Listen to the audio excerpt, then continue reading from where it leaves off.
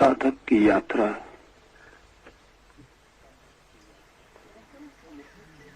जिन दो पैरों से होती है, उन दो पैरों की सूचना शांति पाठ के इस आखिरी हिस्से में। साधक का एक पैर तो है संकल्प और साधक का दूसरा पैर है समर्पण।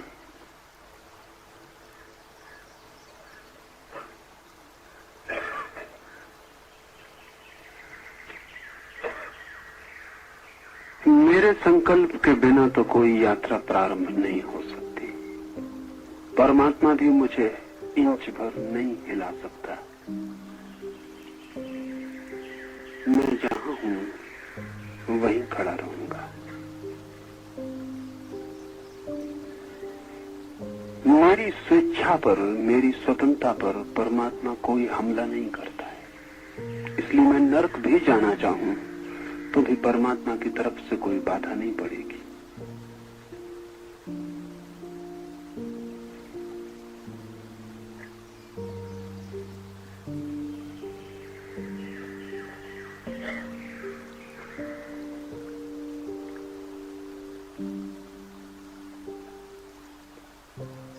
मेरा संकल्प प्राथमिक है।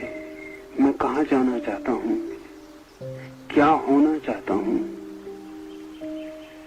उसके लिए मेरे प्राणों की तत्परता जरूरी है, लेकिन वो भी काफी नहीं है। Not enough. मेरा सारा संकल्प भी हो तो भी काफी नहीं है। मेरे बिना संकल्प के 1 इंच यात्रा नहीं होगी, लेकिन मेरे संकल्प से ही यात्रा नहीं हो सकती। मात्र संकल्प से ही यात्रा नहीं। मुझे उस परम शक्ति का सहारा भी खोजना होगा।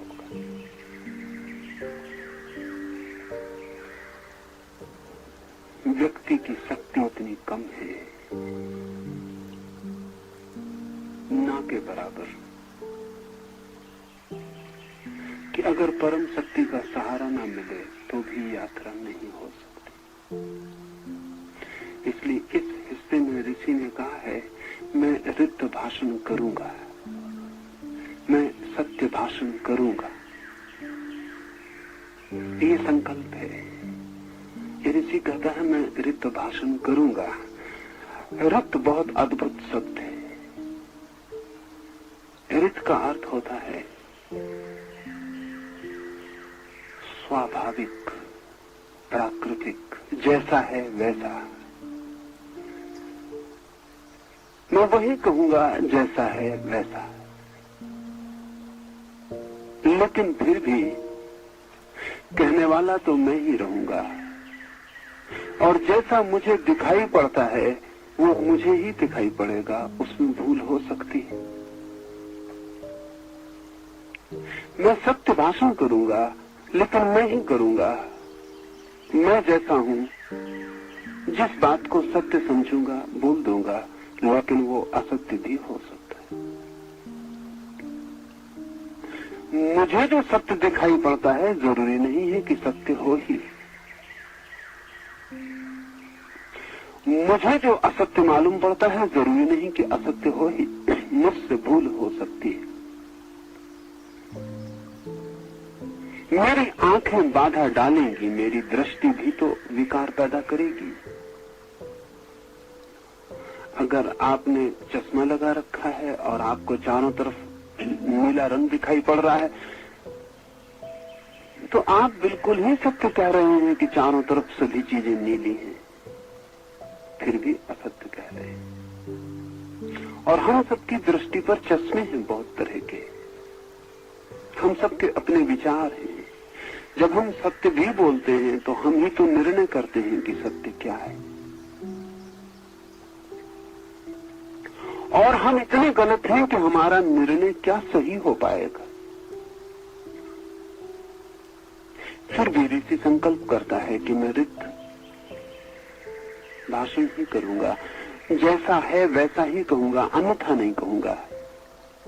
सत्य ही बोलूंगा, जो मुझे सत्य मालूम होगा वही मैं बोलूंगा। फिर भी मेरी रक्षा करो। प्रभु से कह रहा है फिर भी मेरी रक्षा करो। ये बड़ी कीमती बात है। असत्य बोलने वाला परमात्मा से प्रार्थना करे कि मेरी रक्षा करो, समझ में आता है। सत्य बोलने वाला परमात्मा से प्रार्थना करे कि मेरी रक्षा करो तो समझ में नहीं आता। सत्य काफी है, सत्य स्वयं ही रक्षा कर लेगा। लेकिन ऋषि भली भांति जानता है कि आदमी का सत्य जरूरी नहीं कि परमात्मा का सत्य हो।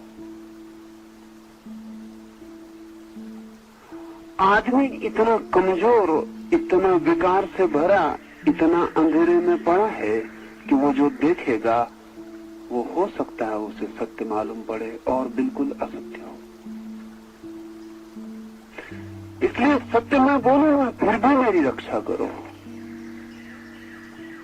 वो जो स्वाभाविक है उसके अनुसार मैं चलूंगा, लेकिन फिर भी मेरी रक्षा करो, क्योंकि जिससे मैं स्वाभाविक समझूंगा वो है स्वाभाविक नहीं है स्वाभाविक, ये निर्णय मैं कैसे करूंगा।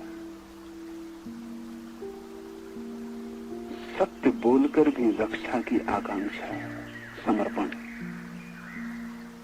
रित के अनुसार चल के भी रक्षा की आकांक्षा, समर्पण। ये ऋषि ये कह रहा है कि मैं सब कुछ भी करूं तो भी गलत हो सकता है, तुम्हारी रक्षा की जरूरत पड़ती ही रहेगी।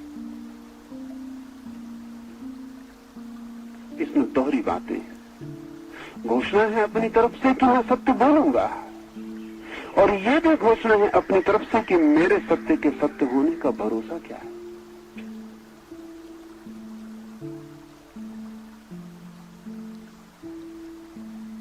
सुना है मैंने कि एक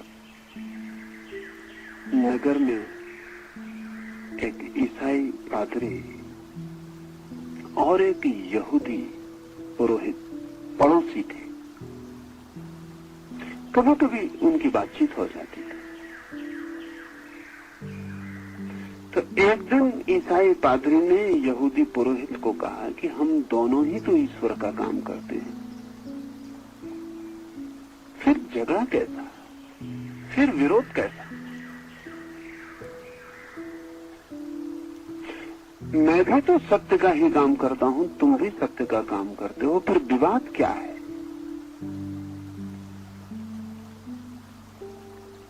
यहूदी ने कहा कि बात तो ठीक है,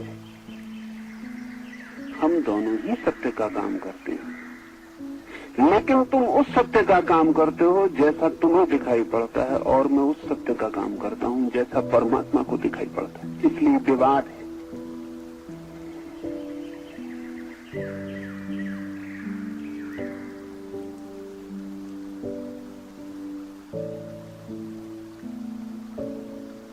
कौन तय करेगा कि कौन सा सत्य परमात्मा का सत्य है? अगर हम तय करेंगे तो वो भी हमारा ही तय करना है। इसलिए महावीर जैसे व्यक्ति ने, जिसने कि सत्य को पहला धर्म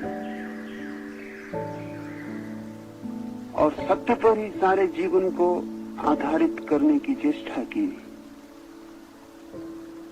किसी को भी असत्य कहना बंद कर दिया था।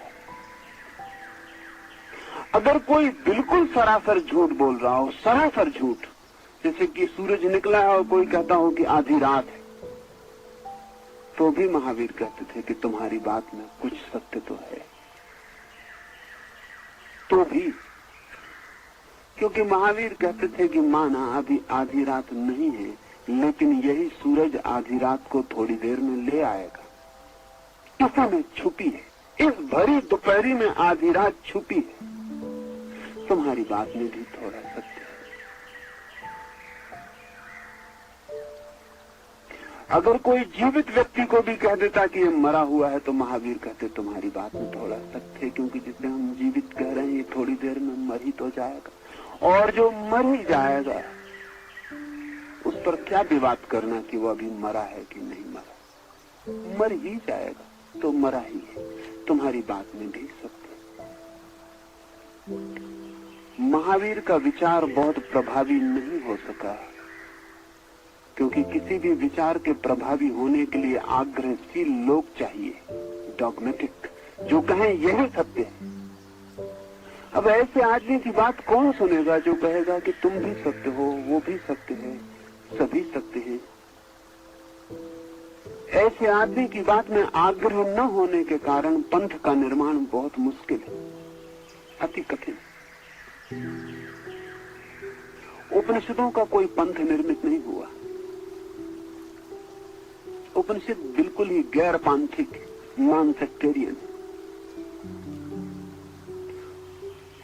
और उसका कारण है कि ऋषियों की पूरी चेष्टा ये है कि सत्य कहें, फिर भी इस बोध के साथ कि हमारा सत्य हमारा ही सत्य होगा, आदमी का सत्य आदमी का सत्य होगा।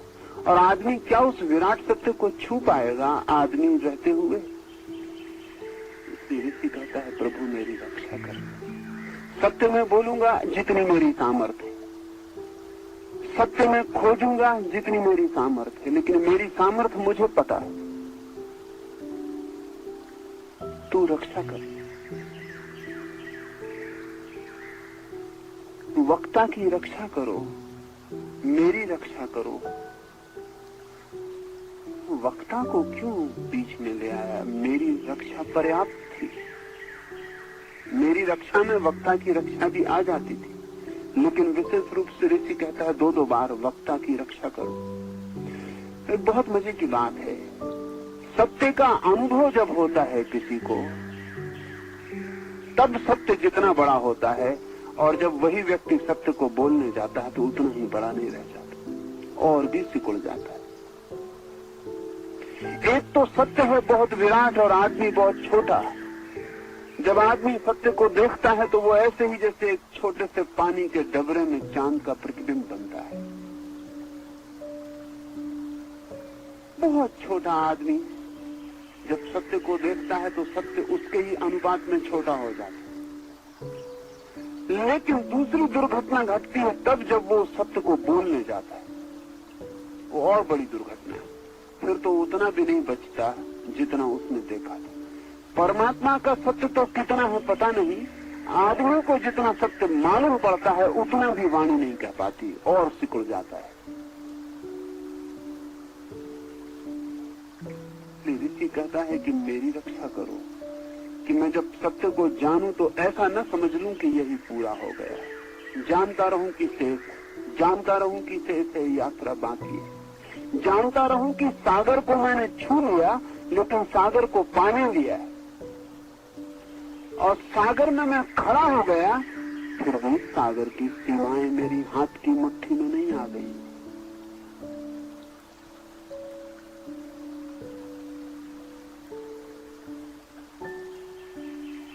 ये मैं जानता रहूं, और जब मैं कहने जाऊं, जब मैं बोलने जाऊं, तब मेरी और भी रक्षा करना, क्योंकि शब्द सत्य को जिस बुरी तरह विकृत करते हैं, कुछ और विकृत नहीं करते। उसका कारण सब शब्द काम चलाओ। सत्य को जब हम काम चलाओ शब्दों में प्रकट करते हैं, और कोई शब्द है भी नहीं, तो वो जो काम चलाओ दुनिया की दुर्गंध है, धूल है, वो सब सत्य के साथ जोड़। वो काम चलाओ शब्द हमारे ओंठों पे चल चल के वैसे ही घिस गए हैं जैसे सिक्के चल चल के घिस जाते। उन्हीं शब्दों में सत्य को कहना पड़ता, वो भी घिस जाता। फिर अनुभूति तो सदा ही गहन होती है, शब्द सदा छिछले होते हैं। बड़ी अनुभूतियां तो छोड़ दें, छोटी अनुभूतियां, आपके पैर में कांटा गड़ गया और पीड़ा हो रही है, लेकिन जब आप किसी को बताते हैं कि मेरे पैर में पीड़ा हो रही है, तो क्या आप पीड़ा को बता पाते? और जब आप ये कहते हैं मेरे पैर में पीड़ा हो रही, तो क्या वो आदमी समझ पाता है कि कैसी पीड़ा हो रही? हाँ, अगर उसके पैर में भी कांटा गड़ा हो तब तो बात और। अगर उसके पैर में कांटा न गड़ा हो तब कुछ भी समझ में नहीं आता। जिस आदमी ने जीवन में किसी को प्रेम न किया हो, उसे प्रेम की बात बिल्कुल समझ में नहीं आती। जिस आदमी ने जीवन के संगीत को कभी अनुभव न किया हो, और जिसके जीवन मैं कभी वो जो चारों ओर छाया हुआ काव्य है अस्तित्व का वो प्रवेश न कर गया हो, उसे कुछ भी समझ में नहीं आता। रामकृष्ण के जीवन में उल्लेख है कि उन्हें जो पहली समाधि मिली वो 6 वर्ष की उम्र में मिली। ऐसे ही किसी पहाड़ के निकट से गुजरते थे तो खेत की मेड़ पर हरे भरे खेत फैले थे, सुबह का सूरज निकला था, पीछे काले बादलों की एक कतार आकाश में थी और खेत की मेड़ से गुजरते ही खेत में बैठे हुए बगुलों की एक भीड़ रामकृष्ण के पैर की आहट सुन के उड़ गई। एक पंक्तिबद्ध बगले उड़े, पीछे थे काले बादल, सुबह का सूरज, नीचे थी हरियाली और सफेद बगलों की पंक्ति का खिंच जाना उन काले बादलों की पृष्ठभूमि में। रामकृष्ण वहीं आंख बंद करके समाधिस्थ हो गए। जब रामकृष्ण से बाद में लोग पूछते थे तो रामकृष्ण कहते थे कि बहुत प्रार्थना पूजा करके भी उस गहराई को पाना मुश्किल मालूम पड़ता है जो उस दिन बगलों की वो उड़ी हुई कतार दे गई थी। आप कहेंगे कि क्या बगलों की कतार से समाधि मिल सकती है? हमने भी बगुले देखे हैं, काले बादल देखे, हमने भी पहाड़ देखे हैं, लेकिन जिसे जीवन के काव्य का कोई अनुभव नहीं हुआ है वो रामकृष्ण के इस अनुभव को न समझ पाए।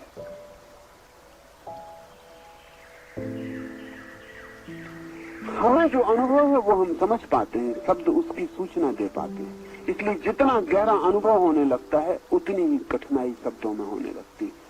और सत्य का अनुभव तो अंतिम है, अल्टीमेट है, आत्यंतिक है, आखिरी। रस का अनुभव तो चरम। उस अनुभव को शब्द में कहने जब मैं जाऊं तब तुम मेरी रक्षा करना, ऋषि कहता है प्रभु से। लेकिन कौन कहता है कि कहने जाना, मत जाना, लेकिन एक कठिनाई है। जितना गहरा अनुभव हो उतनी ही तीव्रता से प्रकट होना चाहता है। उसके कारण सत्य का जब अनुभव होता है तो प्राण हृदय से प्रफुल्लित हो जाता, आनंद से प्रफुल्लित हो जाता है। और आनंद का गुण है बंटने की इच्छा। आनंद बंटना चाहता है। जब आप दुख में होते हैं तो सिकुड़ जाते हैं, बंद, चाहते हैं कोई मिले ना, कमरे में छुप जाए, मर जाए। जब आप आनंद में होते हैं तो दौड़ते हैं, कोई मिल जाए उससे बांट ले। महावीर और बुद्ध जब दुख में थे तो जंगल चले गए, जब आनंद से भरे तो गांव में वापस लौट आए। ये बहुत मजे की बात है कि जब भी कोई दुखी था तो जंगल में गया और जब आनंद से भरा तो बांटने के लिए नगरों में वापस आ गया। आना ही पड़ेगा। आनंद बंटना चाहता है, शेयर, किसी के साथ साझा, कोई बांट ले, कोई थोड़ा ले ले। क्यों? क्योंकि आनंद जितना बंटता है उतना बढ़ता है।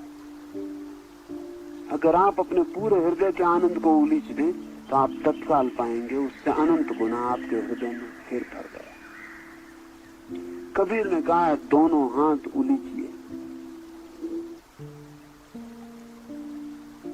उलीचो, क्योंकि अनंत स्रोत के करीब आ गए हो।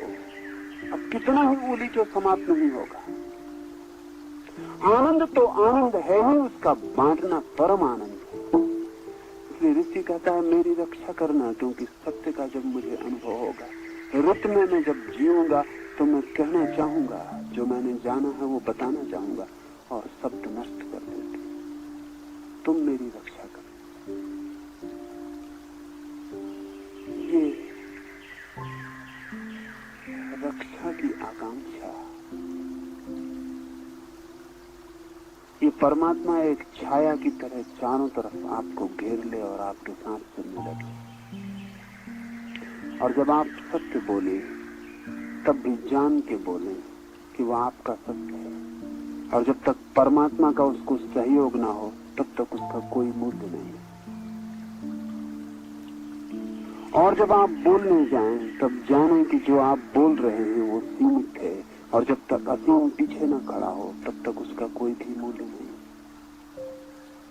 तो तो ऋषि प्रार्थना करता है शांति पाठ में कि मेरी रक्षा करना। ओम शांति शांति शांति।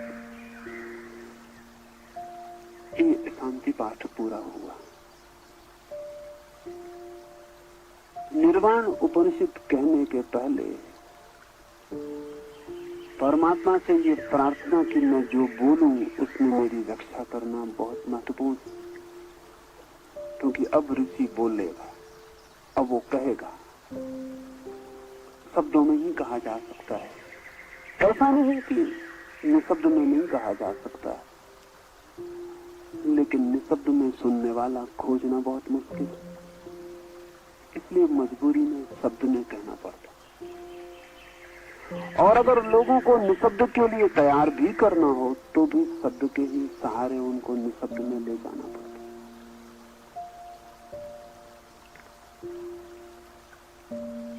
कठिन है, विपरीत मालूम होता है, लेकिन संभव है। वीणा का एक तार छेड़ दूं, वीणा के तार से ध्वनि होगी पैदा, उसे सुनते रहें, सुनते रहें, सुनते रहें। धीरे धीरे ध्वनि खोती जाएगी, निर्ध्वनि प्रकट होने लगेगी, सुनते रहें। ध्वनि क्षीण होने लगेगी, लेकिन जब ध्वनि क्षीण हो रही है तब जानना कि अनुपात में साथ ही निर्ध्वनि प्रखर हो रही है। जब ध्वनि मिट रही है तब निर्ध्वनि जन्म रही है, जब ध्वनि खो रही है तब निर्ध्वनि का आगमन हो रहा है। फिर थोड़ी देर में ध्वनि खो जाएगी, तब क्या शेष रह जाएगा? अगर कभी ध्वनि का पीछा किया है तो आपको पता चल जाएगा कि ध्वनि निर्ध्वनि में ले जाती, शब्द निशब्द में ले जाती, संसार मोक्ष में ले जाती, अशांति भी शांति में ले जाने के लिए सेतु बन जाती, बीमारी भी सीढ़ी बन जाती है स्वास्थ्य के मंदिर तक पहुंचने के लिए। विपरीत का उपयोग करना है। पर उपनिषद की घोषणा करने के पहले, क्योंकि महत घोषणा ऋषि करेगा, जीवन में जो भी गहराइयां छुई हैं और ऊंचाइयों के दर्शन किए हैं, जीवन में जो भी स्वर्ण कलश देखे हैं सत्य के, ऋषि इस आने वाले शब्दों में उनकी घोषणा करेगा। वो परमात्मा से कहता है मेरी रक्षा कर। भूल चूक हो सकती, शब्द वो कह सकते हैं जो मैं नहीं कहना चाहता था, सुनने वाले वो सुन सकते हैं जो मैंने कहा नहीं था, समझने वाले वो समझ ले सकते हैं जो प्रयोजित ही नहीं था। मेरी रक्षा करना, क्योंकि कहीं सत्य कहने जाऊं और असत्य को कहने वाला ना बन जाऊं, कहीं सत्य को प्रकट करूं और असत्य को देने वाला ना बन जाऊं। चाहूं कि लोगों को आनंद बांट दूं और कहीं ऐसा ना हो कि उनकी झोलियों में दुख पहुंच जाए। मेरी रक्षा कर। पहला सूत्र निर्वाण उपनिषद का। अब निर्वाण उपनिषद का व्याख्यान करते हैं।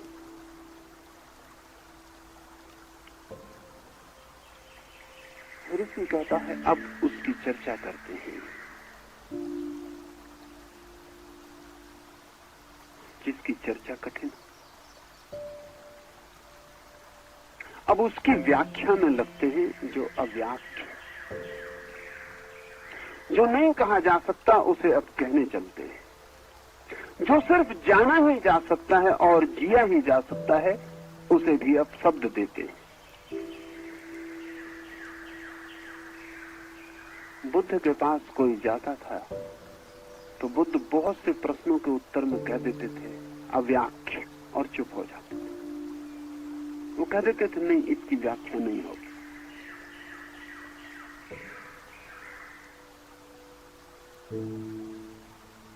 ऐसे उन्होंने कुछ प्रश्न तय कर रखे थे जिन्हें पूछते ही वो इतना ही कह देते थे अव्याख्या, इसकी व्याख्या नहीं होगी। लोग उनसे पूछते थे कि क्यों नहीं होगी, क्योंकि लोग सोचते हैं कि जो प्रश्न पूछा जा सकता है उसका उत्तर होना ही चाहिए।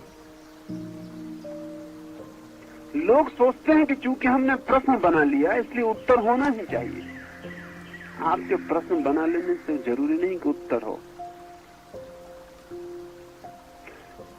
सच तो यह है कि जिस प्रश्न का उत्तर न हो जानना तो उस प्रश्न के बनाने में कहीं कोई बुनियादी भूल है।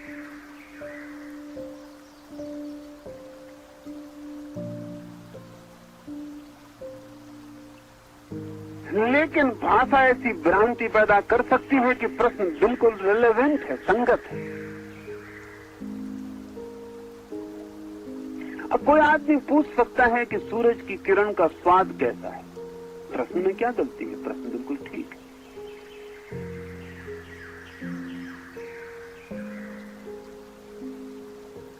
कोई आदमी पूछ सकता है कि प्रेम की ध्वनि कैसी है। प्रश्न बिल्कुल ठीक मालूम पड़ता है, लेकिन प्रेम में कोई ध्वनि नहीं होती, असंगत है। प्रेम का ध्वनि निर्ध्वनि से कोई संबंध नहीं। सूर्य की किरण में स्वाद नहीं होता, न बेस्वाद होती है, असंगत है, स्वाद का कोई संबंध ही नहीं।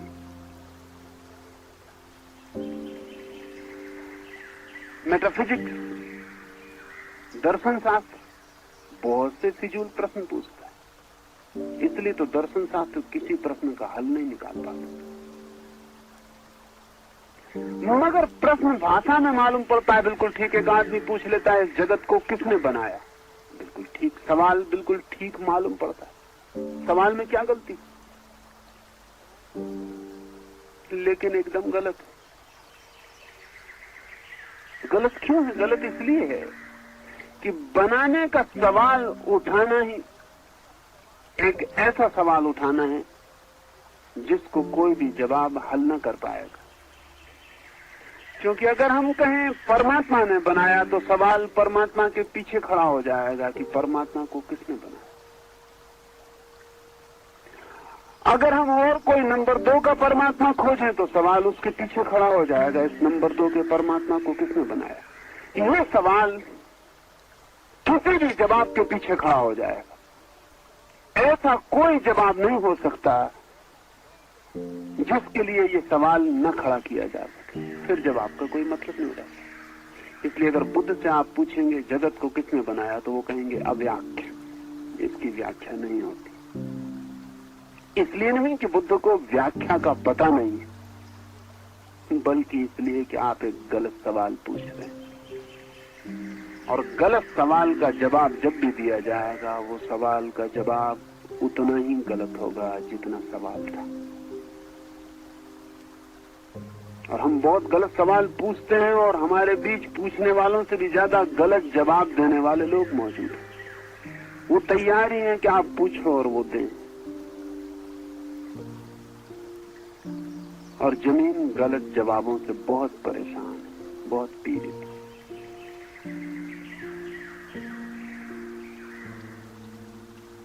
ऋषि कहता है कि अब हम निर्वाण उपनिषद की व्याख्यान में प्रवृत्त होते हैं। ये बड़ा असंभव कार्य अपने हाथ में लेगा। इंच इंच फूंक के पैर रखना पड़ेगा, शब्द शब्द तौल के बोलना पड़ेगा। इसलिए निर्वाण उपनिषद बहुत अद्भुत उपनिषद है। इसमें एक एक शब्द तुला हुआ है, कटा हुआ है, निखारा हुआ है। बहुत छोटा उपनिषद है। एक एक शब्द में बात कहने की कोशिश की गई है, क्योंकि जितने कम शब्द हों उतने कम भूल की संभावना है। सूफियों के पास एक किताब है, उस किताब का नाम है दी बुक ऑफ द बुक, किताबों की किताब। और उसमें लिखा कुछ भी नहीं, खाली। उसमें कुछ भी लिखा हुआ नहीं।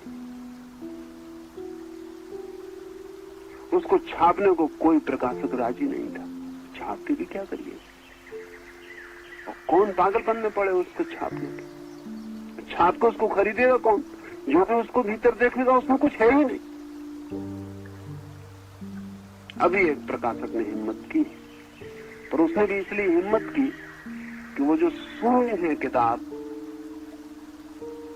मोहम्मद का एक वंशज उस पर छोटी सी टिप्पणी लिखने को राजी हो गया। इदरिस शाह ने एक छोटी सी भूमिका लिखी, इंट्रोडक्शन। वो जो खाली किताब है जिसमें कुछ भी नहीं है, उसके लिए एक भूमिका लिखी 10-20 पन्नों की। तो 20 पन्नों में भूमिका है और 200 पन्ने खाली हैं। अभी वो किताब छपी। अनेक लोग उसको भूल में खरीद लेते हैं क्योंकि वो पहले भूमिका देखते हैं। कौन पूरी किताब देखता है? जब वो भूमिका के बाद किताब पे पहुंचते तो वहां तो बिल्कुल खाली। भूमिका में उसने ये समझाने की कोशिश की है कि किताब खाली क्यों है। लेकिन मैं मानता हूं कि इदरिस शाह ने अन्याय किया। 500-700 साल से हिम्मतवर लोग उसे खाली रखे थे, उसको थोड़ा भरा।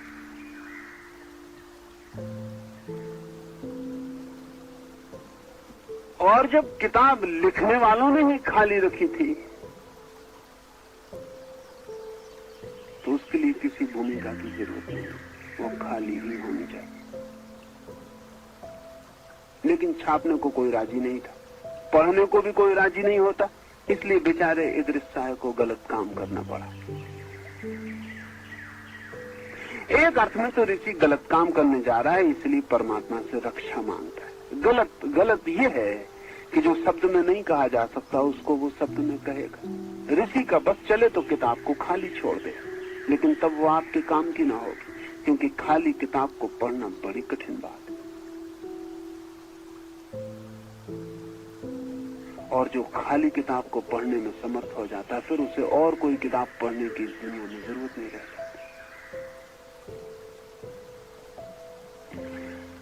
ऋषि कहता है व्याख्यान शुरू करते हैं, व्याख्या शुरू करते हैं निर्वाण उपनिषद की। इसमें एक और बात छिपी है। इसमें यह बात छिपी है कि ऋषि निर्वाण उपनिषद नहीं लिख रहा है, सिर्फ निर्वाण उपनिषद का व्याख्यान कर रहा है। ये बहुत और अद्भुत मामला है। इसका मतलब ये हुआ कि निर्वाण उपनिषद तो शाश्वत है, वो तो सदा से चल रहा है, ऋषि सिर्फ व्याख्या करते हैं। जब निर्वाण उपनिषद नहीं था, क्योंकि जिसे हम आज निर्वाण उपनिषद कहते हैं वो तो इसी ऋषि ने कहा है, पर वो कहता है हम सिर्फ व्याख्या कर रहे हैं उसकी जो सदा से है। हम तो सिर्फ उसका व्याख्यान कर रहे हैं जो सदा से है। इसलिए किसी ऋषि ने उपनिषद का अपने आप को लेखक नहीं माना, सिर्फ व्याख्यान करने वाला माना। वो सदा से है, सत्य सदा से है, हम उसकी व्याख्या करते हैं। हमारी व्याख्या गलत भी हो सकती है, उससे सत्य गलत नहीं होता। हमारी व्याख्या भूल चूक भरी हो सकती, उससे सत्य भूल चूक भरा नहीं होता। इसलिए परमात्मा से प्रार्थना कर ली है कि हम एक उपद्रव के काम में उतरते हैं, तू हमारी रक्षा कर।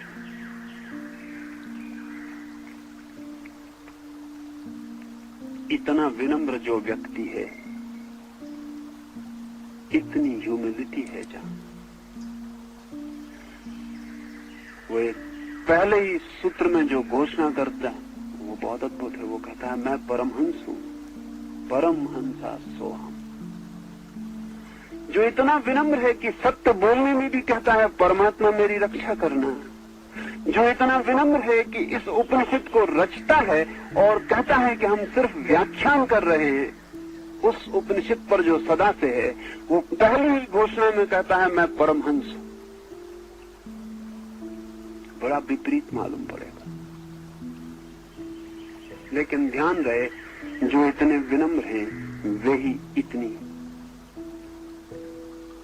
स्पष्ट घोषणा कर सकते हैं। विनम्रता ही कह सकती है अपनी गहराइयों में कि मैं परमात्मा हूं, नहीं तो नहीं। अहंकार कभी हिम्मत नहीं जुटा सकता कहने की कि मैं परमात्मा हूं। ये बहुत मजे की बात है। अहंकार कभी हिम्मत नहीं जुटा सकता कहने की कि मैं परमात्मा हूं। अहंकार बहुत निर्बल है, बहुत कमजोर है, ये उसका साहस नहीं है। वो छोटे मोटे दावे कर सकता है कि मैं चीफ मिनिस्टर हूं, कि प्राइम मिनिस्टर हूं, कि राष्ट्रपति हूं, ये दावे कर सकता है, लेकिन अहंकार ये दावा कभी नहीं कर सकता है कि मैं परमात्मा। नहीं करने का कारण है क्योंकि राष्ट्रपति कोई हो जाए तो अहंकार बड़ा होता है, परमात्मा को जाए तो अहंकार शून्य होता है। मैं परमात्मा हूं ये कहने का अर्थ है कि मैं नहीं हूं। मैं परमात्मा हूं ये कहने का अर्थ है मैं की हत्या हो गई। इस पृथ्वी पर सर्वाधिक अहंकारपूर्ण दिखने वाली घोषणाएं, दिखने वाली जस्ट इन अपीयरेंस, उन लोगों ने की हैं जो बिल्कुल विनम्र थे, जिनके जीवन में अस्मिता थी ही नहीं। कृष्ण कह सकते हैं अर्जुन से, सर्वधर्मान परित्यज्य मामेकम शरणम व्रज, सब छोड़ मेरे चरणों में आ। ये कोई अहंकारी नहीं कह सकता। अहंकारी कोशिश यही करता है कि सब छोड़ और मेरे चरणों में आ, लेकिन ये कह नहीं सकता। अहंकार होशियार है, वो जानता है कि अगर अपने अहंकार को प्रगाढ़ करना हो तो छिपाओ, बचाओ। अगर अपने अहंकार को बड़ा करना हो तो दूसरे के अहंकार को चोट मत पहुंचाओ, परसुएट करो, दूसरे के अहंकार को राजी करो। कृष्ण जैसा निरअहंकारी ही कह सकता है सब छोड़ के मेरे चरणों में आ जा। ये उपनिषद का ऋषि कहता है मैं परमहंस हूं। ये पहली घोषणा निर्वाण उपनिषद की। क्या अर्थ है परमहंस होने का? ये पारिभाषिक शब्द है। हंस के साथ एक मैथोलॉजी, एक मिथ, एक पुराण कथा चलती है कि वो दूध और पानी को अलग अलग करने में समर्थ है या नहीं? इससे कोई प्रयोजन नहीं है। ये शाब्दिक, ये शब्द हंस अर्थ रखता है कि जो दूध और पानी को अलग करने में समर्थ है। और परमहंस उसे कहते रहे हैं जो सार और असार को अलग करने में समर्थ है,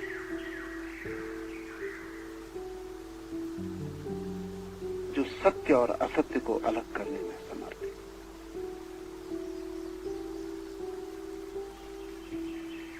तो ऋषि कहता है मैं परमहंस हूं। मैं वही हूं जो सार और असार को अलग करने में समर्थ है।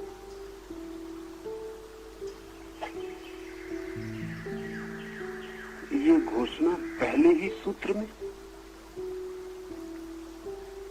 ये घोषणा उचित है क्योंकि पीछे सार और असार को अलग करने की चेष्टा है। ऋषि बड़ी विनम्रता से कहता है कि मैं सार और असार को अलग करने में समर्थ हूं। एक अर्थ। दूसरा अर्थ, ऋषि जब कहता है मैं परमहंस हूं तो सिर्फ अपने लिए ही नहीं कह रहा है। जो भी अपने को मैं कह सकते हैं वे परमहंस हो सकते हैं। जहां जहां मैं है वहां वहां परमहंस छिपा है। उसका उपयोग करें न करें वो आपकी मर्जी। सार असार को अलग करें न करें वो आपकी मर्जी। लेकिन क्या आपने कभी ख्याल किया है कि जब आप असत्य बोलते हैं तब आपके भीतर कोई जानता है कि असत्य। जब आप सत्य बोलते हैं तब कोई आपके भीतर जागा हुआ जानता है कि सत्य है। कभी आपने ख्याल किया है कि भीतर किसी बिंदु पर आप चीजों के बीच फासले को सदा जानते हैं, बात और कि अपने को धोखा दे लेते हैं, बात और कि अपने को समझा लेते हैं, बात और की आदत बना लेते हैं भ्रांति की। लेकिन कितनी ही गहरी आदत हो, एक भीतर कोई दिया जलता ही रहता है सदा, जो बताता रहता है कहां प्रकाश है और कहां अंधकार।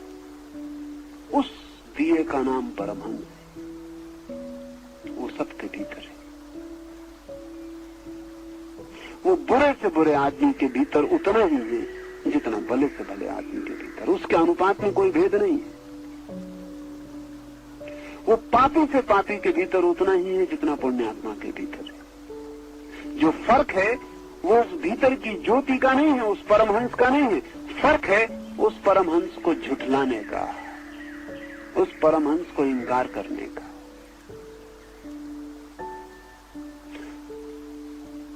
हम चाहें तो अपने को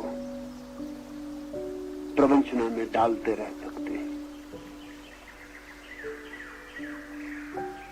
जिस दिन हम चाहें प्रवंचना को तोड़ सकते हैं, क्योंकि हम कितनी ही प्रवंचनाएं करें, हम उस परमहंस के स्वभाव को विकृत नहीं कर पाते। इसलिए ठीक अर्थों में कोई आदमी कभी पापी नहीं हो पाता, कभी पापी नहीं हो पाता। कितना ही पाप करे फिर भी उसके भीतर एक निष्पाप तल सदा ही बना रहता है। और इसलिए अक्सर ये घटना घटती है कि बड़े पापी क्षण में निष्पाप में प्रवेश कर जाते हैं, क्योंकि जिन्हें पाप का बहुत अनुभव होता है उसके साथ ही उन्हें भीतर के निष्पाप बिंदु का भी अनुभव होता है। कंट्रास्ट, जैसे कि सफेद दीवार पर काली रेखा कोई खींच दे या काले दीवार पर कोई सफेद रेखा खींच दे। पापी को अपने भीतर के निष्पाप बिंदु का बड़ा गहरा अनुभव होता है, साफ दिखाई पड़ता है। और इसलिए जिनको हम मीडिया करते हैं, जो न पापी होते न पुण्यात्मा होते, जो बड़े समन्वयी होते, जो थोड़ा पाप कर लेते हैं, थोड़ा पुण्य करके बैलेंस करते रहते हैं, ऐसे लोगों की जिंदगी में क्रांति मुश्किल से घटित होती, क्योंकि कंट्रास्ट नहीं होता। न पाप होता है न निष्पाप का बोध होता है, दोनों फीके हो जाते, दोनों फीके हो जाते। इसलिए अगर कभी गहरे पापी की आंखों में झांकें तो उसमें बच्चे की आंखें दिखाई पड़ जाएंगी। लेकिन एक साधारण आदमी के, जो पाप करना भी चाहता है, समझा भी लेता है, नहीं भी करता है, पाप भी कर लेता है, संभालने के लिए पुण्य भी कर लेता है, हिसाब किताब बराबर रखता है, ऐसे आदमी के आंखों में सदा कनिंगनेस, चालाकी दिखाई पड़ेगी, बच्चे की सरलता दिखाई नहीं पड़ेगी।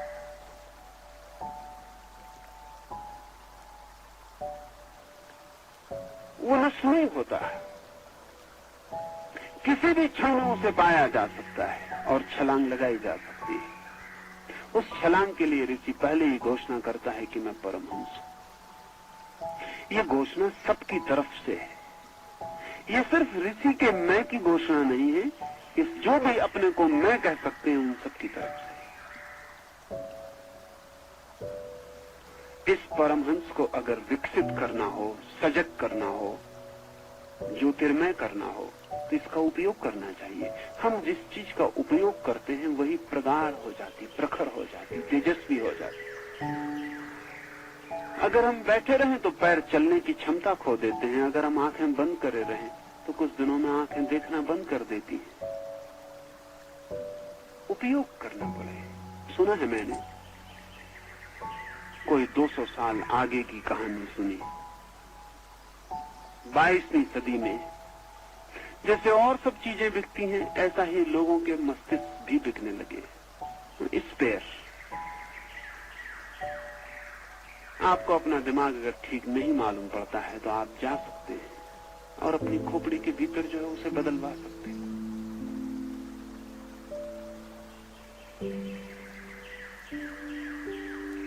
एक आदमी एक दुकान में गया है जहां मस्तिष्क बिकते हैं, अनेक तरह के मस्तिष्क। दुकानदार ने उसे मस्तिष्क दिखाया, उसने कहा कि ये वैज्ञानिक का मस्तिष्क है,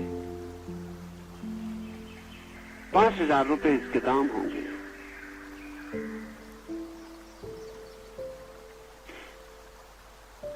उसने कहा ये तो बहुत ज्यादा हो जाएगा, लेकिन इससे भी अच्छे मस्तिष्क है क्या? तो उसने बताया कि ये एक धार्मिक आदमी का मस्तिष्क है, इसके दाम 10,000 रुपए होंगे। बहुत महंगा है, लेकिन क्या इससे भी कोई अच्छा है? उसने कहा सबसे अच्छा ये मस्तिष्क है, इसके दाम 25,000 रुपए होंगे। कहा ये किसका मस्तिष्क है? क्योंकि वो चकित हुआ, वैज्ञानिक का 5,000 दाम है, धार्मिक का 10,000 दाम, ये किसका मस्तिष्क? उसने कहा ये राजनीतिक का मस्तिष्क। तो उस आदमी ने कहा राजनीतिक के मस्तिष्क का इतना दाम, तो उस दुकानदार ने कहा, because it has been never used, इसका कभी उपयोग नहीं किया गया है। राजनीतिक को दिमाग के उपयोग करने की जरूरत भी क्या है कि बिल्कुल फ्रेश, इसमें कुछ कभी इसका उपयोग नहीं हुआ, एक मील भी नहीं चला, बिल्कुल ताजा है, इसलिए इसके दाम ज्यादा है।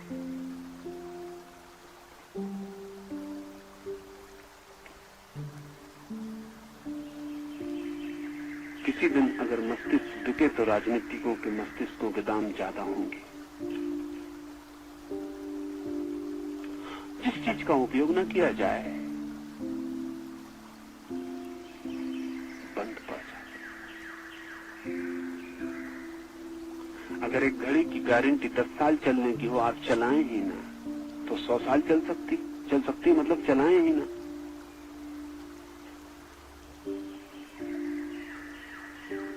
जिस चीज का हम उपयोग नहीं करते उसके चारों तरफ अनुपयोग की एक आवरण व्यवस्था निर्मित हो जाती। हम अपने जीवन में इस परमहंसपन का जरा भी उपयोग नहीं करते। हम कभी सार और असार में फर्क नहीं करते। धीरे धीरे धीरे धीरे धीरे हम भूल ही जाते हैं कि हमारे भीतर वो बैठा है जो जहर और अमृत को अलग कर सकता है। ध्यान रहे, हम जहर को चुन ही इसीलिए पाते हैं क्योंकि वो जो अलग करने वाला है करीब करीब निष्क्रिय पड़ा है, नहीं तो जहर को कोई चुन न पाए। अगर आपको दिखाई पड़ जाए कि सार क्या है और असार क्या है तो क्या सार को चुन सकिएगा? असार को चुन सकिएगा? सार को छोड़ सकिएगा? दिख गया तो बात समाप्त हो गई। इसलिए सुकरात कहता था ज्ञान ही क्रांति है, ज्ञान ही आचरण। अगर दिखने लगा कि ये पत्थर है हीरा नहीं तो उसको कैसे ढोइएगा? अगर समझ में आ गया कि ये नकली सिक्का है असली नहीं, इसको तिजोरी में संभाल के कैसे रखिएगा? तिजोरी में तभी तक संभाल के रख सकते हैं जब तक वो असली मालूम पड़ता रहे। जिंदगी की सारी बुराई, जिंदगी की सारी भूल हमारे भीतर के वो जो परमहंस का सोया होना है वही है। एक बार उसका आविर्भाव हो जाए तो गलत को छोड़ना नहीं पड़ता, गलत को जान लेना कि वो गलत है, गलत का छूट जाना हो जाता। सही को पकड़ना नहीं पड़ता, सही का सही दिखाई पड़ जाना सही का पकड़ना हो जाता। गलत को कोई पकड़ ही नहीं सकता, वो असंभव है। अगर गलत को भी पकड़ना हो तो उसमें सही की भ्रांति पैदा करनी पड़ती।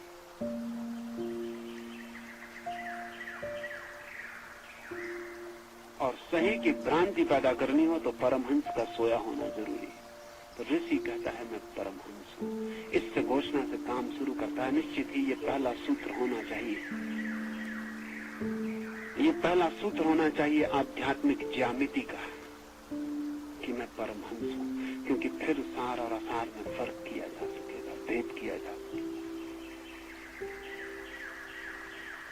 दूसरे सूत्र में ऋषि कहता है सन्यासी अंतिम स्थिति रूप चिन्ह वाले होते। मैं परमहंस हूं। सन्यासी कौन है? सन्यासी वो है जो परमहंस के अंतिम चिन्ह वाला होता। परमहंस के अंतिम चिन्ह क्या है? परमहंस का पहला चिन्ह क्या है? परमहंस का पहला चिन्ह है सार और असार में भेद। परमहंस का अंतिम चिन्ह है भेद भी नहीं, जीना। परमहंस का पहला चिन्ह है सार और असार के भेद का अभ्यास। परमहंस का अंतिम चिन्ह है अभ्यास भी नहीं। साधारण साधक जब यात्रा शुरू करता है तो उस बात को करने की कोशिश करता है जो ठीक है, उसको छोड़ने की कोशिश करता है जो ठीक नहीं है। लेकिन साधक जब सिद्ध हो जाता है तब हम ऐसा नहीं कह सकते कि सिद्ध जो गलत है उसको नहीं करता और जो सही है उसको करता है। सिद्ध का अर्थ होता है कि वो जो करता है वही सही है और जो नहीं करता वही गलत है। अंतिम लक्षण। प्राथमिक लक्षण, जो सही है वो हम करेंगे, जो गलत है वो ना करेंगे। अंतिम लक्षण, हम जो करेंगे वही सही है, हम जो नहीं करेंगे वही गलत है। सन्यासी परमहंस के अंतिम लक्षण वाले होते। वे वही करते, वे वही कर पाते, वही उनका स्वभाव हो जाता जो सही है।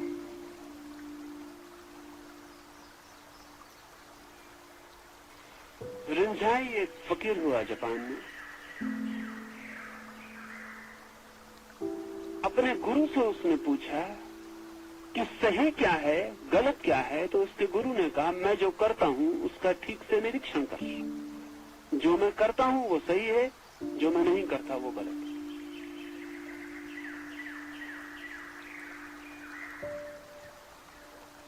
रिंझाई ने अपने गुरु को कहा कि क्या आपसे कभी गलती नहीं होती? गुरु ने कहा, अगर मैं होता तो गलती हो सकती थी। वो आदमी अब ना रहा जिससे गलती हो सकती। मैं बचा नहीं जिससे गलती हो सकती थी। कौन करेगा गलती? मैं हूं नहीं। और अगर तुम सोचते हो कि परमात्मा गलती कर सकता है तो फिर गलती ही सही है।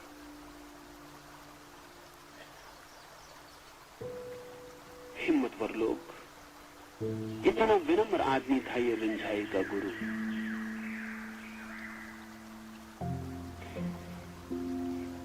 इतना विनम्र आदमी था कि जापान का सम्राट उत्सुक था किसी को गुरु बनाने के लिए। तो उसने न मालूम कितने साधु सन्यासियों को बुलाया, लेकिन कोई उसे जचा नहीं। उसने बड़ी खोज की तो किसी ने उसे कहा कि एक ही आदमी है रिंझाई का गुरु। ध्यान रहे, रिंझाई के गुरु का कोई नाम नहीं था, इसलिए मैं बार बार कह रहा हूं रिंझाई का गुरु। नाम नहीं था इस आदमी का। और वो आदमी कहता है कि मैं जो करता हूं वही सही और मैं जो नहीं करता वही गलत। तो कहा कि एक आदमी है लेकिन उसका नाम नहीं है, इसलिए उसको बुलाइएगा कैसे? और वो दरबार में आने को राजी होगा, कुछ कहा नहीं जा सकता। कभी तो वो झोपड़े में जाने को भी राजी हो जाता है, कभी वो राजमहल में भी जाने को राजी नहीं होता। वो हवा पानी की तरह है, उसका कोई भरोसा नहीं कि वो किस तरफ बहने लगे। आपको ही जाना पड़ेगा।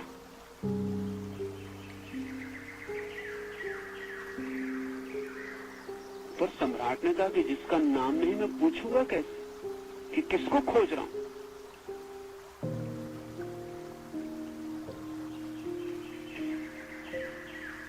सलाह देने वाले ने कहा कि है कठिनाई, लेकिन आप यही पूछते हुए खोजना कि मैं उसको खोज रहा हूं जिसको खोजना बहुत मुश्किल है। शायद कोई बता दे, शायद कहीं वो मिल जाए। सम्राट गया। गांव के बाहर पत्थर पर एक चट्टान पर बैठा हुआ एक फकीर था।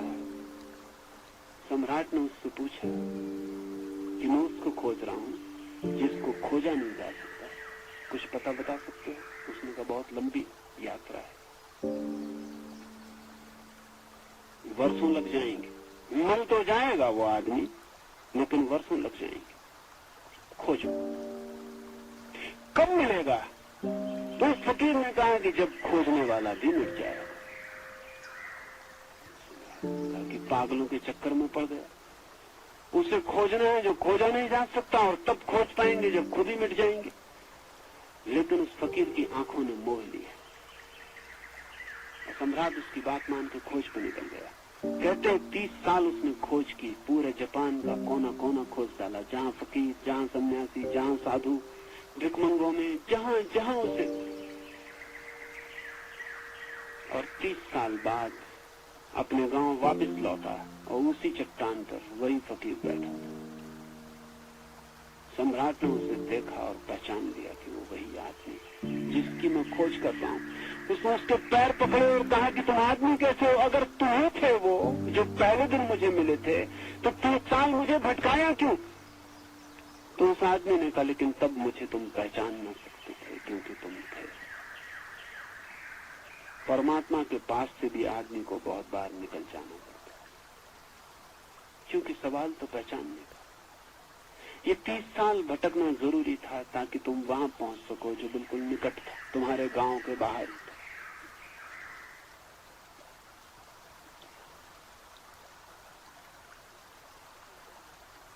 जिनका नाम नहीं वो ऐसी घोषणा कर सकते हैं, जो इतने विनम्र हैं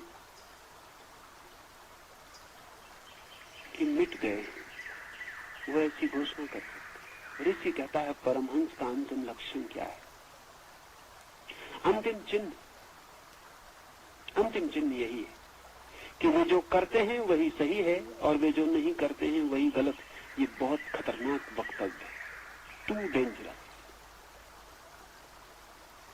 और इसलिए जब उपनिषदों का अनुवाद पश्चिम में पहली बार हुआ तो पश्चिम के विचारकों ने कहा कि इनको पश्चिम में लाना खतरनाक है, डेंजरस। इनमें बहुत एक्सप्लोसिव, इनमें बहुत बारूद छिपी, वो बारूद आपको आगे ख्याल में आएगी। तीसरे सूत्र में ऋषि कहता है कामदेव को रोकने में वे पहरेदार जैसे होते, वासना को रोकने में, काम को रोकने में वे पहरेदार जैसे होते। क्या मतलब है इसका? बुद्ध कहते थे कि अगर घर का मालिक जगा हो तो चोर उसके घर में आने की हिम्मत नहीं जुटाते। घर में अगर दिया जला हो और प्रकाश हो तो चोर उस घर से बच के चलते हैं। घर के द्वार पर अगर पहरेदार बैठा हो तो चोर फिर उस घर में प्रवेश पाने की अनुमति तो मांगने नहीं आते। चोर तो वहां प्रवेश करते हैं जहां पहरेदार नहीं है, जहां घर का मालिक सोया है और अंधेरा है। ऋषि कहता है ऐसे जो परमहंस की शक्ति को जगा लेते हैं उनके भीतर सतत पहरा, कांस्टेंट विजिलेंस, सतत पहरा हो जाता। उनके भीतर वासना प्रवेश नहीं करती, उनके भीतर कामना प्रवेश नहीं करती, उनके भीतर तृष्णा को रास्ता नहीं रह जाता। ऐसा समझे तो आसान होगा, सोए हुए मन में ही वासना का प्रवेश हो सकता है, अंधेरे से भरे मन में ही वासना का प्रवेश हो सकता है। जहां विवेक अजागरूक है वहीं वासना का प्रवेश हो सकता है। वासना प्रवेश ही वहां कर सकती है जहां विवेक नहीं, जैसा अंधेरा प्रवेश वहीं कर सकता है जहां प्रकाश नहीं। तो इस परमहंस को जिसने भीतर जगा लिया है वही सन्यासी है। उस सन्यासी के भीतर काम वासना प्रवेश नहीं करती। ध्यान रहे, ऋषि ये नहीं कहता कि सन्यासी वो है जो काम वासना पर नियंत्रण पा लेता। ध्यान रहे, ऋषि ये नहीं कहता कि जिसने नियंत्रण पा लिया, जिसने नियंत्रण पा लिया उसके भीतर तो प्रवेश भली भांति है। नियंत्रण पाने के लिए भी मकान के भीतर ही चाहिए पड़ेगा।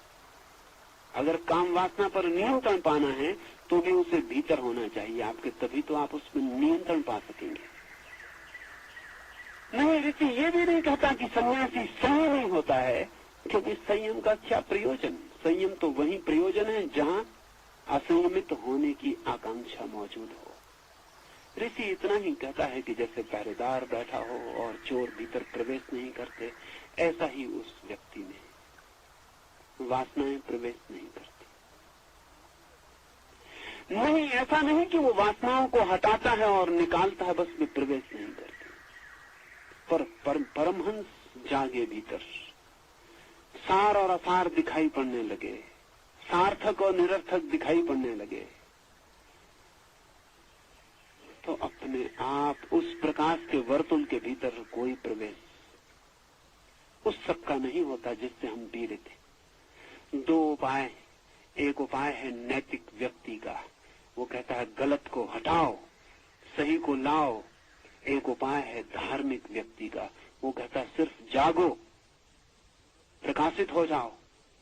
वो जो अंत में छिपा हुआ तुम्हारे भीतर प्रकाश बीज है उसे तोड़ दो। वो जो दिया है आवृत उसे अनावृत कर दो, फिर बुरा नहीं आता और जो आता है वो भला ही होता है। ये दो मार्ग हैं, एक मॉरलिस्ट का, नैतिकवादी का, एक धार्मिक का। ध्यान रहे, धर्म और नीति के रास्ते बड़े अलग हैं। नीति के रास्ते से अनीति कभी समाप्त नहीं होती।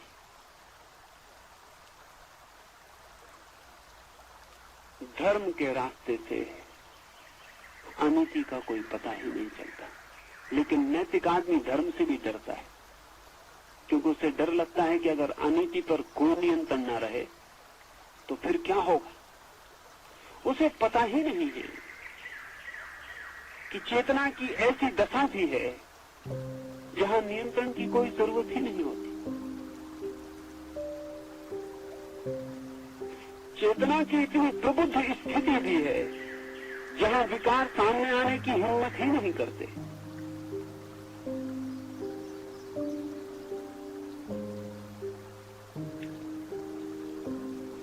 इतना जागरूक व्यक्तित्व ही होता है जहां अंधेरा निकट आने का साहस नहीं जुटा पाता। कोई नियंत्रण नहीं है। संन्यास धर्म की परम आकांक्षा। सन्यासी वो नहीं है जो नियंत्रित है, कंट्रोल्ड। सन्यासी वो नहीं है जिसने कि अपने ऊपर संयम थोप लिया। सन्यासी वो है जो इतना जागा कि संयम व्यर्थ हो गया, नियंत्रण की कोई जरूरत नहीं। ये ठीक से समझ लें, क्योंकि आगे के सूत्र बहुत ही क्रांतिकारी हैं और इसको समझेंगे तो ही ख्याल में आ सकेंगे। इसको ठीक से समझ लें, अन्यथा आगे के सूत्र कठिन हो जाएंगे।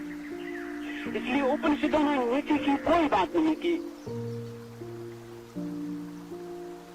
ईसाइयों के पास 10 कमांडमेंट्स, और ईसाई बड़े गौरव से कह सकते हैं कि तुम्हारे उपनिषदों के पास एक भी कमांडमेंट नहीं, एक भी आदेश नहीं। 10 उनके पास सूत्र हैं। चोरी मत करो, व्यभिचार मत करो, झूठ मत बोलो, सूत्र।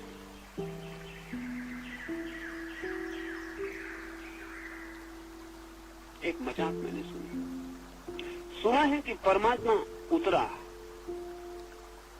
और अनेक लोगों के पास गया। वो गया सबसे पहले एक राजनीतिज्ञ के पास। सोचा कि ये मान जाए तो बहुत लोग मान जाएं। परमात्मा ने उससे कहा कि मैं तुम्हें एक आदेश देने आया हूं, क्या तुम लेना चाहोगे? राजनीतिज्ञ ने पूछा कि पहले मैं जांच लूं कि आदेश है क्या। तो परमात्मा ने कहा झूठ मत बोलो। तो राजनीतिज्ञ ने कहा मर गए। अगर झूठ न बोले तो हम मर गए। राजनीति का सारा धंधा झूठ पर खड़ा है। क्षमा करें, आप कोई और आदमी खोजें, ये आदेश हम न मान सकेंगे।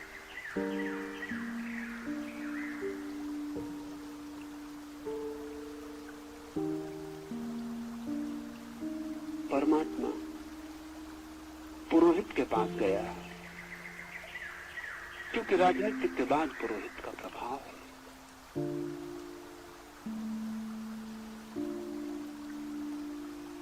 परमात्मा ने उससे भी कहा कि आदेश में तुम्हें कुछ देने आया हूं। उनका कौन सा आदेश? परमात्मा ने कहा पहला आदेश झूठ मत बोलो। पुरोहित ने कहा कि अगर हम झूठ ना बोले तो ये सारे मंदिर, मस्जिद, ये गुर्जे, गुरुद्वारे, ये सब गिर जाए। हमें खुद ही पता नहीं है कि तुम हो, फिर भी हम कहते रहते हैं कि तुम हो। हमें खुद ही पता नहीं है कि कोई मोक्ष है, फिर भी हम समझाते रहते हैं कि मोक्ष है और लोगों जाओ।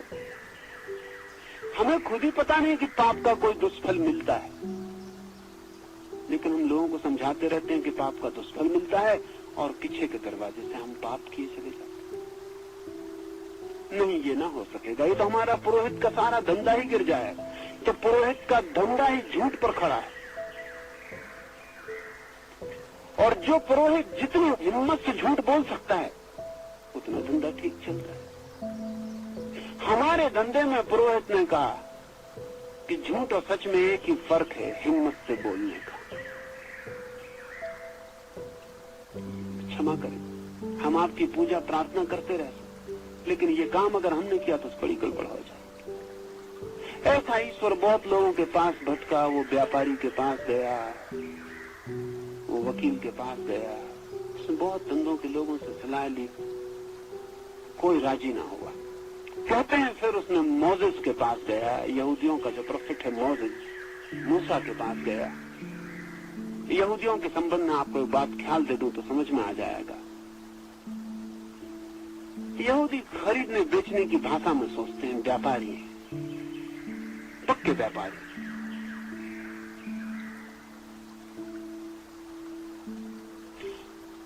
जिनके भी पास ईश्वर गया उन्होंने पूछा कौन सा आदेश। जब मूसा के पास गया, यहूदी मूसा के पास गया ईश्वर, और उसने कहा कि मैं कुछ आदेश तुम्हें देना चाहता हूँ। मूसा ने पूछा कितने दाम होंगे, how much it will cast.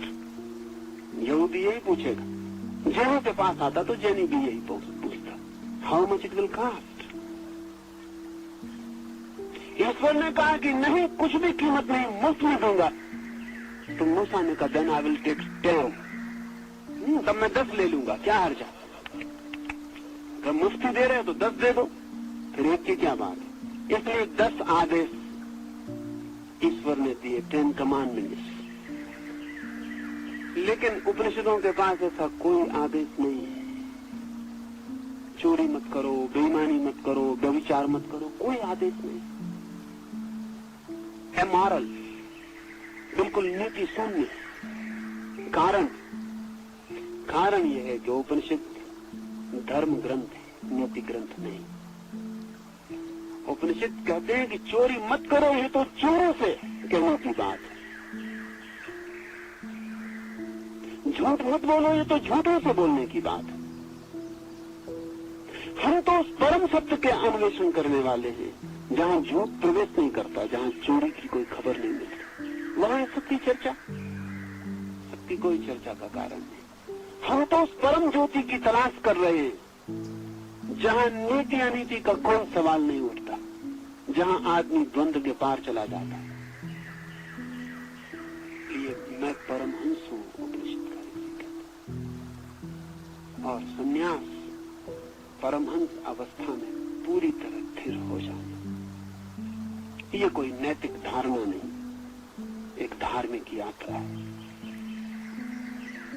आज इतना ही, कल हम और सूत्र लेंगे। अब हम ध्यान के लिए तैयार होंगे, तो कुछ बातें समझ लें जो कल रात में आपसे नहीं पूरी कर पाया। 2-3 सूत्र आपसे कह देने, फिर हम ध्यान के लिए बैठे। रात में आपसे कहा कि 7 दिनों के लिए इंद्रिय निग्रह, इंद्रियों का जितना कम उपयोग कर सके उतना हित करें, बिल्कुल ना करें, परम हित करें। आंखें बंद रखें अधिकतम समय, ओंठ बंद रखें अधिकतम समय, कान बंद रखें अधिकतम समय। ये 7 दिन बिल्कुल ही ध्यान के लिए दे दें, इसमें कोई और दूसरे विकल्प ना रखें। घूमने भी मत जाएं, देखने भी मत जाएं। ये भी नहीं कि मंदिर देखने जाना है और वो स्थान देखना है, वो स्पॉट देखना है। उस पागलपन के लिए फिर कभी आए, अभी ये पागलपन काफी है। कोई दूसरी बात बीच में न खड़ी करें। हमारा मन बहुत कुशल है धोखा देने। वो कहेगा कि कम से कम मंदिर के तो दर्शन कर ही आने चाहिए। नहीं, बिल्कुल नहीं, मंदिर भी नहीं। स्वभावतः सिनेमा गृह जाने की तो बात ही नहीं है, मंदिर भी नहीं।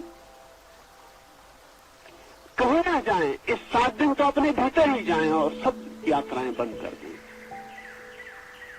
अगर मेरी मान पाए तो आपको कहने का कारण नहीं रहेगा कि यह ध्यान हमें कब होगा। अगर मेरी न माने तो जुम्मा आपका है। मेरे पास आके मत कहें कभी भी कि मुझे ध्यान नहीं होता। ध्यान तो होगा ही। ये तो वैज्ञानिक नियम की बात है। दो आप जोड़ेंगे तो 4 हो ही जाएंगे, लेकिन 2 और 2 ही ना जोड़ें और फिर चिल्लाते फिरें कि 4 नहीं होते हैं, तो इसमें फिर किसी का कसूर नहीं। इंद्रिय निग्रह पर पूरा ख्याल रखें। एक इंच भर भी व्यर्थ अपव्यय न हो शक्ति का, तो 7 दिन में इतनी शक्ति इकट्ठी हो जाएगी कि हम उसका उपयोग कर लेंगे। उस शक्ति पर ही आपको बिठा के अंतर यात्रा पर निकाल देंगे। भोजन भी कम से कम लें, क्योंकि भोजन के पचाने में हमारी ऊर्जा अधिकतम व्यय होती है। कम से कम लें, इतना लें कि आपको पता ही ना चले कि आपने भोजन लिया। बस इतना ख्याल रखें। भोजन के बाद ऐसा ना लगे कि भोजन ले लिया है, इतना भोजन लें। बस इसको ही सूत्र माने, तो भोजन पचाने में ज्यादा आपकी शक्ति ना लगे। ध्यान रहे कि जब भी भोजन पचता है तो मस्तिष्क की सारी ऊर्जा पेट पर चली जाती है। इसलिए तो भोजन के बाद नींद आती है, क्योंकि मस्तिष्क की ऊर्जा नीचे उतर जाती है। और यहाँ तो हमें ध्यान का प्रयोग करना है, तो सारी ऊर्जा को मस्तिष्क की तरफ ले जाना, वहीं से द्वार खुलना है। इसलिए कम से कम भोजन,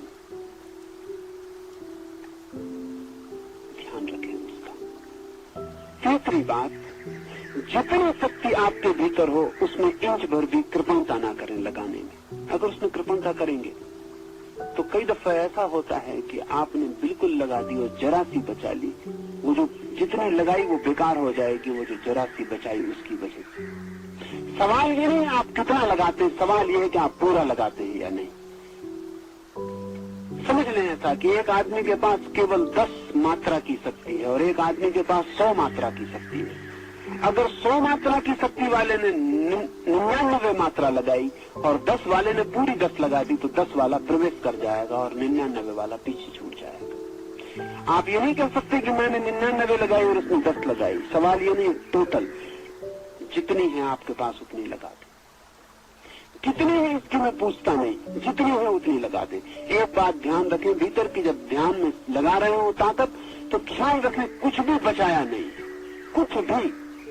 निश्चित ही बिल्कुल पागल हो जाना पड़ेगा, पागल हुए बिना कोई रास्ता नहीं। लेकिन एक मजा है कि जब कोई आदमी स्वेच्छा से पागल होता है तो कम से कम पागल की हालत होती है, और जब कोई आदमी मजबूरी में पागल होता है, पागल हो जाता है, तब ज्यादा से ज्यादा पागल की हालत होती है। जब आप अपनी मौत से पागल होते हैं तो आप कम से कम पागल होते हैं, क्योंकि भीतर का धुएं पूरा जागा रहता है। और अगर आप अपनी मर्जी से पागल होने को राजी नहीं, तो किसी दिन आप पागल हो सकते हैं, लेकिन तब गैर मर्जी से होंगे। उस वक्त आपके हाथ के बाहर होगी बात। ध्यान में जो गुजरेगा पूरे पागलपन से, उसकी जिंदगी में पागलपन कभी नहीं आ सकता। और जो ध्यान के पागलपन से गुजरने की हिम्मत नहीं जुटाता, वो कभी भी पागल हो सकता। पागल है, कम बेस मात्रा का फर्क होगा। तो तीसरी बात, पूरी शक्ति लगा देनी। यहाँ सुबह जो ध्यान होगा उसके 3 चरण हैं प्रयोग के, और चौथा चरण विश्राम का 4 चरण। पहले 10 मिनट में आप आंख पे पट्टी बांध लेंगे, कान में रुई डाल देंगे। 10 मिनट में श्वास लेनी, इतने जोर से श्वास लेनी है कि पूरे शरीर की ऊर्जा, एनर्जी श्वास की चोट से जग जाए। श्वास का हथौड़ी की तरह उपयोग करना है और भीतर चोट पहुंचानी, भस्त्रिका जैसा। कोई नियमबद्ध नहीं, तेज श्वास लेनी छोड़नी, लेनी छोड़नी। 10 मिनट बिल्कुल श्वास के साथ दौड़ना, भीतर बाहर भीतर बाहर। 10 मिनट में श्वास चोट करके शरीर के रोए रोए में सोई हुई इलेक्ट्रिसिटी को जगा देगी, और जब विद्युत जगेगी तो दूसरे चरण में शरीर में गति होनी शुरू होगी। कोई नाचने लगेगा, कोई कूदने लगेगा, कोई चिल्लाएगा, कोई रोएगा, कोई हंसेगा।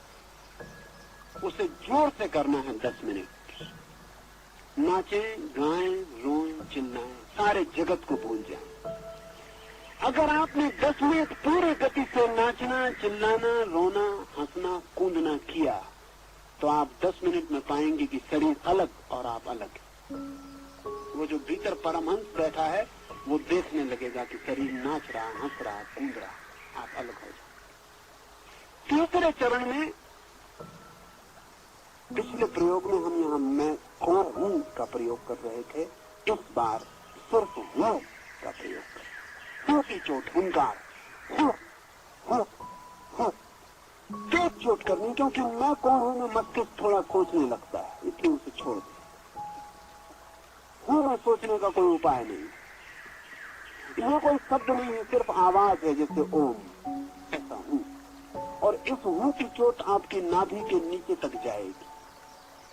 ठीक चोट करेंगे तो ठीक नाभि के नीचे तक हूँ की चोट प्रवेश कर जाएगी और वहां से धारा शक्ति की उठेगी और मस्तिष्क की तरफ दौड़ने लगेगी। तीसरे चरण में 10 मिनट तक हूँ।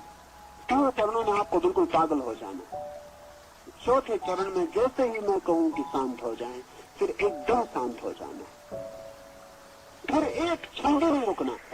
फिर मन कह भी रहा हो, आनंद भी आ रहा हो, तो भी रुक जाना है, फिर एकदम रुक जाना और 10 मिनट के लिए मुर्दे की तरह पड़ जाना। जमीन पर पड़ गए, मुर्दे की तरह मर गए 10 मिनट के लिए। अगर 10 मिनट में एक क्षण को भी मौत आपके भीतर आ गई तो उसी द्वार से परमात्मा प्रवेश कर। ये अभी का प्रयोग। दोपहर को 30 मिनट कीर्तन करेंगे हम यहीं आके, और 30 मिनट फिर बिल्कुल मौन में चले जाएंगे। फिर रात्रि की सूचना मैं आपको रात्रि दे दूंगा। तो अपनी अपनी जगह ले लें, हट जाएं थोड़े दूर दूर, खड़े होकर प्रयोग होगा। दूर दूर हट जाएं ताकि सभी को कूदने नाचने की पूरी सुविधा हो सके। ये तो बड़ा मैदान है, आप दूर दूर हट जाएं और आनंद से नाच सके, इतनी फिक्र कर। हाँ, दूर दूर फैल जाए नहीं तो बाधा पड़ेगी, कोई आपको धक्का दे देगा। और कपड़े भी किसी को छोड़ने का मन आ जाए तो बिल्कुल छोड़ देना, उसकी फिक्र न करें। पहले से किसी को छोड़ देना हो, वो पहले से उतार के अलग रख दे। बीच में किसी को ख्याल आ जाए, फौरन कपड़े अलग कर दे, उसकी जरा चिंता न करे। और कम तो कर ही दो ताकि कपड़े की कोई बाधा न लग जाए। हाँ, आंख पर पट्टियां बांध लें, कान पर रुई ले आए हो तो रुई लगा लें, अन्यथा दोपहर को प्राप्त कर लें और कल सुबह से रुई कान में डाल लें। ठीक है, आप तैयार हो जाएं। और अगर आपको कोई का धक्का लगे तो परेशान न हो, आप अपना काम जारी रखें। धक्के लग सकते हैं, लोग नाचेंगे, कूदेंगे, दौड़ेंगे, आप परेशान न हो। आप अपना काम करें, दूसरों को अपना काम करने दें, दूसरों को भूल जाएं। ठीक, अब मैं मान लेता हूँ कि आपने आंख बांध ली। अगर जो पट्टियां नहीं है जिनके पास, वो भी आंख बंद रखें।